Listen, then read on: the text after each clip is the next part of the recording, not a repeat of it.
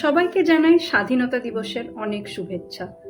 আমায় আজ একটা পাওয়ার টক দিতে বলা হয়েছে, আর আমি যেহেতু প্রচণ্ড রকমের নার্ড, আমি রেজিস্ট করতে পারিনি যে পাওয়ার বললেই আমি ফিজিক্সের জগতে ফিরে যাচ্ছি। ফিজিক্সে আমরা পাওয়ারের পরিভাষা কিভাবে দিই?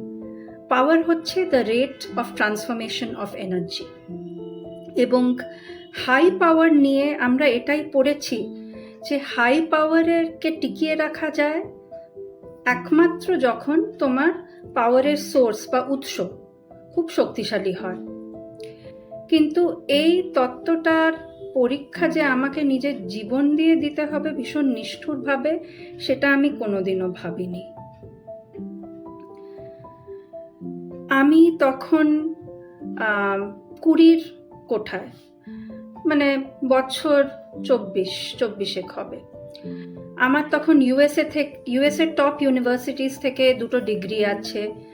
আমি তখন চাকরির অফারের মুখোমুখি, এবং হাতের নাগালে একটা বিশাল আরামদায়ক জীবন, অনেক রকমের ম্যাটেরিয়াল সুখ সুবিধে, সব কিছু আমার জন্য অপেক্ষা করছিল। কিন্তু তখনই আমার জীবনের অন্যতম মর্মান্তিক ঘটনা ঘটে। আমি আমার বাবাকে হারিয়ে ফেললাম।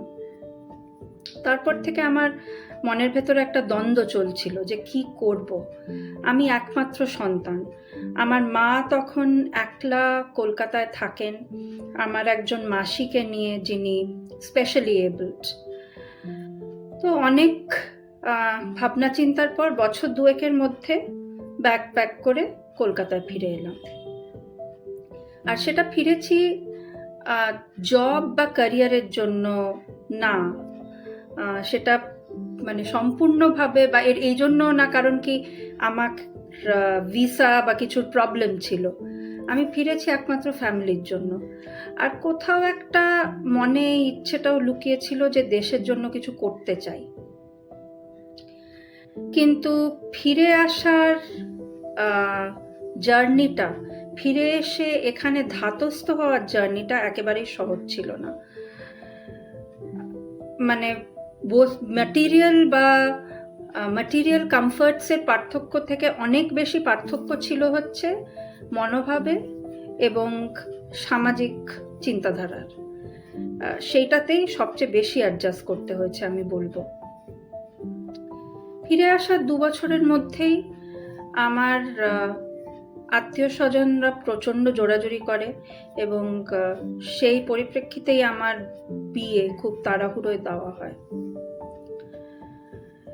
সেই বিয়ে আমার জীবনের সবচেয়ে বড় দুঃস্বপ্ন হয়ে দাঁড়ায়। সেই এক্স হাজবেন্ড ছিলেন একজন সোশিওপ্যাথ, নার্সিসিস্ট এবং ভীষণ নিষ্ঠুর। আমাকে ফ্ল্যাটে তালা দিয়ে উনি নিজে বেরিয়ে যেতেন। ফ্ল্যাটে এক ফোঁটাও খাবার থাকতো না। আমাকে দরজা তো আমি নিজে খুলতে পারতামই না, জানালা খোলারও অনুমতি ছিল না, কারোর সাথে কথা বলার অনুমতি ছিল না। আমার আত্মীয় স্বজন, আমার বন্ধু বান্ধবদের থেকে আমাকে একেবারে বিচ্ছিন্ন করে দেওয়া হয়েছিল। আর প্রায় দিনই শারীরিক ও মানসিক নির্যাতন তো চলতই। একদিন আমি ভাবলাম যে এইভাবে তো চলতে পারে না, তাই নিজের ভেতরে সাহস এনে আমি দিল্লি থেকে কলকাতা কোনোভাবে জিনিসপত্র নিয়ে পালিয়ে এলাম। কলকাতায় এসে শুরু হলো আইনি লড়াই। তারপর আরো 3 বছর হুমকি, অনেক নির্ঘুম রাত, আর অনেক রকমের মানসিক যন্ত্রণা। আর সবচেয়ে বেশি মনে লেগেছিল, সবচেয়ে বেশি কষ্ট হয়েছিল আমার আত্মীয় স্বজন বা কিছু সো কল্ড সোসাইটি, সামাজিক লোকজনের কথাবার্তায়, যে তোমার দোষ না হলে তো বিয়ে তো টিকে থাকতো, বিয়ে তো ভাঙতো না। কিন্তু তাও আমি হার মানিনি। আমি যে হারটা মানিনি, সেই শক্তিটা আমি পেলাম কোথায়?